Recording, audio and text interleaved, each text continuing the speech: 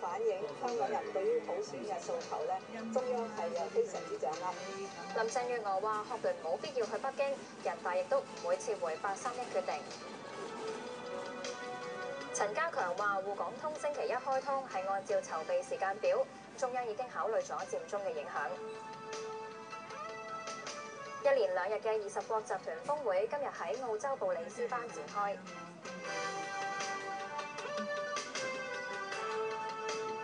各位，歡迎收睇午間新聞。佔領行動第49日，金鐘同埋旺角等地繼續有市民佔據馬路。高院上訴庭拒絕旺角佔領人士就臨時禁制令嘅上訴許可申請，而學聯代表下晝去北京要求同負責政改嘅官員會面。政務司司長林鄭月娥就話：中央十分掌握香港人嘅訴求，唔會撤回831嘅決定，學聯亦都冇必要上京。能夠同咁多嚟自社會各界嘅林鄭月娥朝早出席活動，被問到特區政府有冇向中央提及學聯代表上京嘅事，佢話唔評論學聯係咪可以成功入境。學聯嘅同學上京咧，就一定要按翻兩地嘅出入境嘅政策啦。咁所以我就唔會評論個別嘅個案。林鄭月娥有強調，中央好掌握港人對於普選嘅訴求，認為學聯冇必要到北京。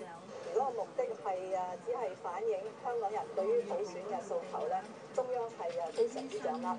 咁中央亦都係已經作出咗8月31日全國人大常委會呢個決定。咁呢個決定咧係不會被撤回嘅。我哋下一階段嘅工作咧，就係按照全國人大常委會批准咗嘅框架咧，嚟到去落實找出一個具體嘅方案。希望喺2017年能夠做到1人1票去選呢個行政長官。學聯3個成員包括秘書長周永康，計劃下晝帶同華鴨到北京。佢哋話已經預訂酒店，但係評估能唔能夠入境，但就相信唔會被捕。佢哋希望見到北京官員，同佢哋討論政改，表達現時1國2制存在嘅問題。無線電視記者報道。上訴庭拒絕旺角佔領人士就禁制令提出嘅上訴許可以及暫緩執行命令嘅申請。的士同小巴業界星期一獲高等法院延續旺角佔領區嘅臨時禁制令，有佔領人士向上訴庭申請上訴許可。上訴庭頒布判詞，拒絕給予上訴許可，亦都唔批准暫緩執行臨時禁制令嘅申請。上訴庭首席法官張舉能同副庭長林文漢喺判詞話：如果唔批准臨時禁制令，市民同相關團體會繼續受到損失，認為答辯人根本冇權繼續佔領道路，亦都冇證據指有關臨時禁制令係錯誤頒布。上訴許可申請人話釋放。做一啲人因為佢嘅覺得自己嘅錢受影響，而可以申請一個私人嘅禁制，一個民事嘅禁制令去禁制咗佢。即係呢個問題，我覺得未係好好咁樣去處理同埋解決。我最希望係香港政府。香港政府唔去面對已經差不多50日，有一班香港嘅人有咁強烈嘅意見，佢唔去處理同埋佢唔去關心，佢唔去解決。代表小巴團體申請臨時禁制令嘅律師會按照程序喺報章刊登通告，以及到佔領區張貼公佈。根據法官嘅判令咧，係有3點。第一，所影響即係話違反禁制令嘅人士，佢必須要知道嗰個禁制令嘅主要嘅一啲要點同內容。佢亦都知道佢當時如果要做嘅行為係違反呢一個嘅禁制令，即係會係一啲刑事嘅藐視法庭。最後尾佢呢一個後果係會刑事嘅一啲嘅後果，包括呢一個有可能係監禁。話實際佢真係最後尾每一步點樣做咧？當然我作為律師，我當事人都係一個普通市民。咁喺整件事情上邊咧，都係需要再同執達吏同埋去警方咧去做一啲嘅溝通。至於中信大廈申請人早前獲得法庭延長臨時禁制令之後，今日喺報章刊登通告，公佈禁制令內容。相關申請人可以要求執達吏協助清除障礙物，而執達吏亦都可以要求警方協助。無線電視記者莫麗報導。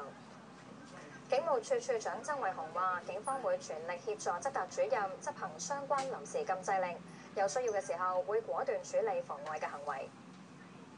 如果有啲人嘅行為係妨礙咗咁樣做嘅時候，咁如果呢個禁制令有冇賦權嘅拘捕嘅時候，咁我哋警方係咪亦係需要係因為有其他嘅法律係賦權俾我哋要處理咧？最重要就係呢啲示威人士究竟仲係肯唔肯守法？究竟仲尊唔尊重法治？定係決定係繼續視法為結果，繼續去摧毀香港嘅法治？滬港通星期一開通，財經事務及庫務局局長陳家強話關注監管問題，相信兩地監管部門能夠合作。滬港通仲有唔夠2日就開通，陳家強出席本台節目講清講楚。佢話滬港通基本上係按原定嘅時間表推出，相信中央已經評估佔中因素。佔中嗰個行動發展到今日，對金融市場對嗰個香港經濟影響嘅程度，要做一個即係評估咯。係咪一個好嘅時機啦？我相信呢啲咁嘅評估咧，可能喺中央層面一定係有個咁嘅考量。會有啲人話點解你今次先宣佈啊？譬如稅務咁樣，尋日挨晚先宣佈咁啊？因為咧，你都可以知稅務本身係一個好敏感嘅議題。譬如你琴日宣佈咗之後咧，因為利好啦，因為咁所以股市都升嘅。咁所以咧，我整個考慮咧，佢都想係最後1分鐘咧，先至去宣佈嗰個稅務嗰個細則。內地股市散戶比較多，投資港股仲可以做到內地股市唔容許嘅即日炒賣。陳家強話：唔排除香港市場喺初期比較波動，但係滬港通設咗每日投資額度嘅上限，超過50萬嘅小投資者又暫時唔能夠參與，相信香港市場可以平衡得到。陳家強話：香港證監會同中證監花咗唔少時間處理監管合作嘅問題，相信資料交換方面冇問題。係互相幫大家，譬如正我哋講喺個上邊有啲市場有啲異動，影響我哋嘅，我係想查嘅，咁我當然需要佢哋嘅合作啦。咁同樣嚟講，你要了解喎，今次咧係好多外國基金咧，包括嗰啲咁嘅hedge fund 嗰啲對沖基金咧，買內地股票喎，係一樣擔心。咁所以咧，我哋今次話我哋提個協助俾佢哋，所以如果佢哋睇市場嗰個監察嘅時候咧，可以問我哋攞資料。所以今次咧係一個好好嘅一個互動。滬港通被視為內地開放資本帳嘅一大步。陳家強話：內地資金可以刺激港股交易，對內地股票有興趣嘅國際資金又會經香港入市，認為滬港通對香港亦都有利。無線電視記者吳景俊報道。一連2日嘅20國集團峰會今日喺澳洲展開，峰會聚焦經濟議題，爭取落實全球經濟增長目標。20國集團峰會一連2日喺澳洲布里斯班舉行。正式峰會展開前，與會嘅多國領袖先進行非正式討論。今屆峰會聚焦經濟議題，主題係經濟增長、就業同抗風險，圍繞全球經濟形勢、國際貿易同能源等議題討論。20國集團成員嘅經濟生產總值加埋佔咗全球大約85%。東道主澳洲總理亞博特多次講過，期望峰會能夠為落實全球經濟增長嘅計劃取得成果。目標係未來5年整體經濟增長率提高至2%以上，新增大約2萬億美元經濟活動同埋數以百萬計就業職位。預料與會代表喺峰會上會提出落實目標嘅具體方案。至於烏克蘭危機，雖然唔喺峰會嘅主要議程上，但都係國際社會一大焦點。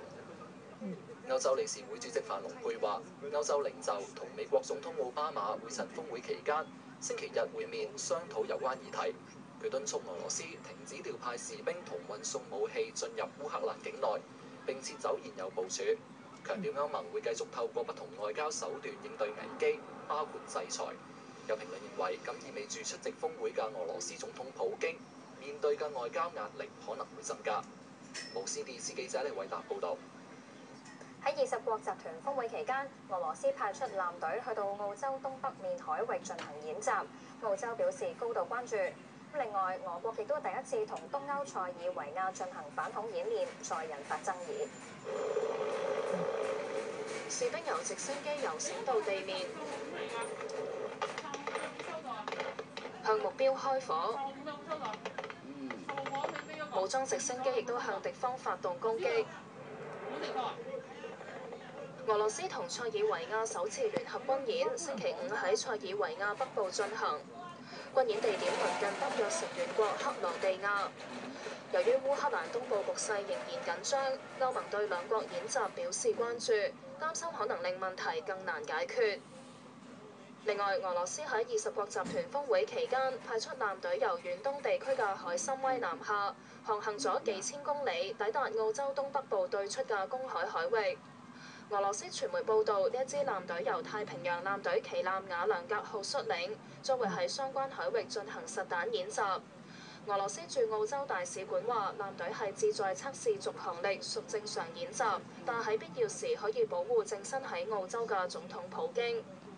由於俄國艦隊過往好少靠近澳洲沿岸海域，澳洲派出多艘艦隻監視。美國就警告俄國艦隻必須遵守國際法。有分析認為，俄羅斯繼早前多次派軍機飛近英國同加拿大領空，又派艦隊南下澳洲，係要彰顯軍事強國地位，唔俾美國獨大，以反擊歐美喺烏克蘭問題上針對俄羅斯。無線電視記者陳嘉文報導。美國中西部廣泛地區持續暴雪，陸空交通嚴重受阻，預測未來幾日天氣仍然寒冷。只係11月中旬，美國已經有如踏入寒冬。西部俄勒岡州同愛達荷州等地連日大雪，街道同民居鋪滿積雪，部分厚接近20厘米。路面結冰令唔少行人跌倒。喺中部嘅俄亥俄州天氣同樣惡劣，部分地方氣温驟降至攝氏零下10幾度。公路出現車龍，唔少機場嘅航班要取消或者延誤。低温亦都令電纜結冰，造成幾千戶停電，學校亦都要停課。而喺中南部嘅佐治亞州，唔少民眾更加購買木柴應對寒冷天氣。當局